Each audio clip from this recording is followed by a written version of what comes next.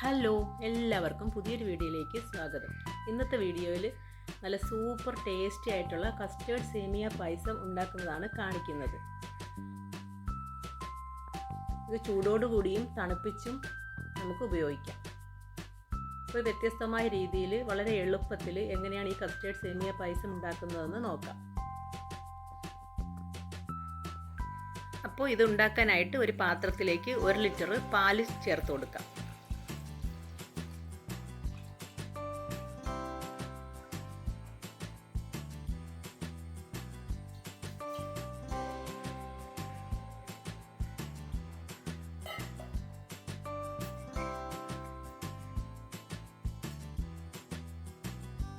അതിൽ നിന്ന് ഒരു 1/2 ഗ്ലാസ് പാല് ഒന്ന് മാറ്റി വയ്ക്കാം.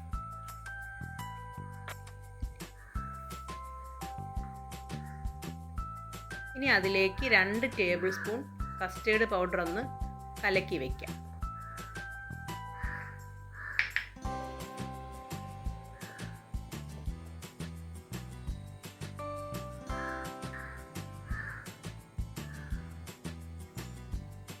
ഒട്ടും കട്ടയില്ലാതെ നന്നായിട്ടൊന്ന് കലക്കി മാറ്റി വയ്ക്കാം.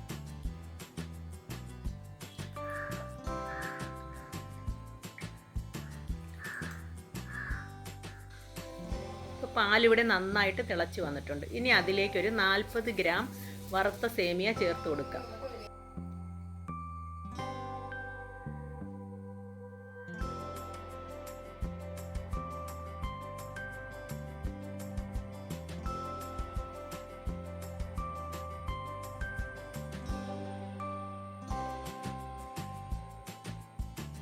സേമിയ നന്നായിട്ട് ഒന്ന് വെന്ത് വരുന്നത് വരെ ഒന്ന് ഇളക്കി കൊടുക്കാം.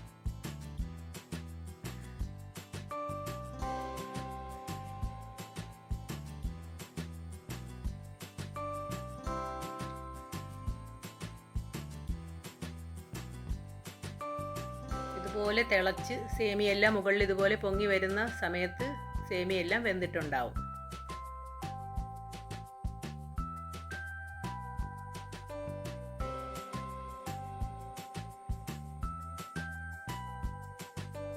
ഇനി അതിലേക്ക് ആവശ്യത്തിനുള്ള പഞ്ചസാര ചേർത്ത് കൊടുക്കാം.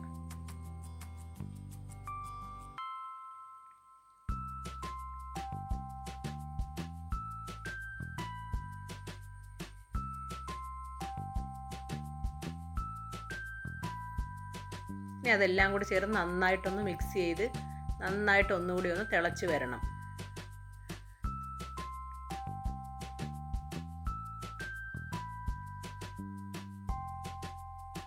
സേമിയയിലേക്കെല്ലാം ആ മധുരം ഒന്ന് പിടിക്കുന്നത് വരെ ഒന്ന് ഇളക്കി കൊടുക്കാം.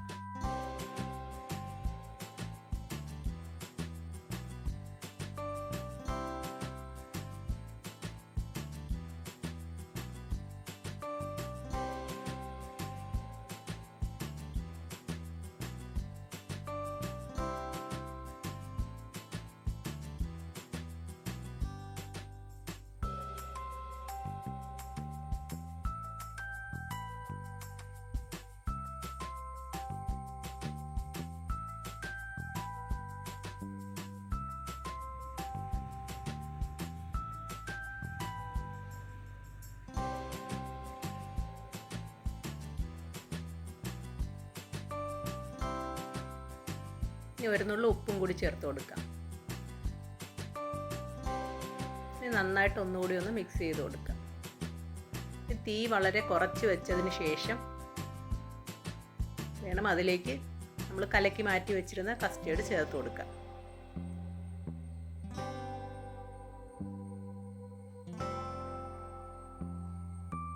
ഇനി നന്നായിട്ട് മിക്സ് ചെയ്ത് കൊടുക്കാം. ചെറിയ തീയിൽ തന്നെ വെച്ചിട്ട് നന്നായിട്ടൊന്ന് ഇളക്കി കൊടുക്കണം.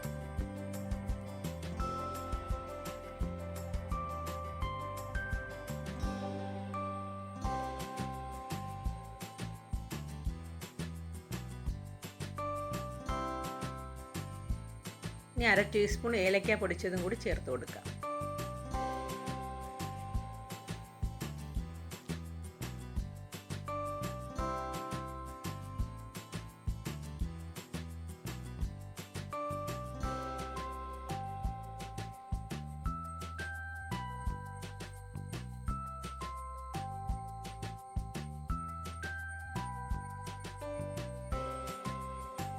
ഇതുപോലെ നന്നായിട്ട് ഒന്ന് തിളച്ച് വരുന്ന സമയത്ത് തന്നെ ഇത് മാറ്റി വയ്ക്കാം.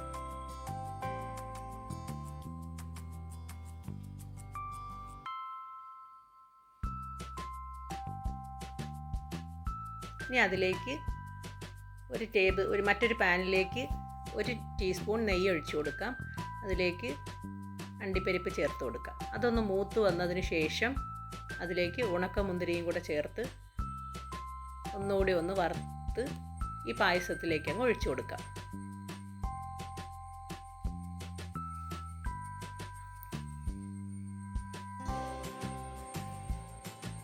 ആ നെയ്യോടുകൂടി തന്നെ ചേർത്ത് കൊടുക്കാം. അപ്പോൾ ഇതിൽ കുറച്ച് മിൽക്ക് മെയ്ഡും കൂടെ ചേർക്കുകയാണെങ്കിൽ പായസത്തിന് നല്ല ടേസ്റ്റ് ആയിരിക്കും. ഇപ്പോൾ എൻ്റെ കയ്യിൽ ഇല്ലാതിരുന്നത് കൊണ്ട് ഞാനത് ചേർത്ത് കൊടുത്തിട്ടില്ല. അപ്പോൾ നമ്മൾ സൂപ്പർ ടേസ്റ്റി ആയിട്ടുള്ള സേമിയ കസ്റ്റേർഡ് പായസം ഇവിടെ റെഡി ആയിട്ടുണ്ട്. ഇത് ഈ ചൂടോട് കൂടി തന്നെ കഴിക്കുകയാണെങ്കിൽ നല്ല പാകത്തിന് തന്നെ കിട്ടും.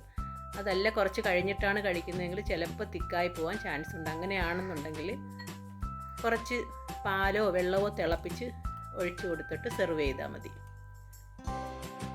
അതുകൊണ്ടോ ചൂടോട് കൂടി തന്നെ നമ്മൾ കഴിക്കുകയാണെങ്കിൽ ഇതുപോലെ തന്നെ നല്ല ലൂസായിട്ട് തന്നെ ഇരിക്കും.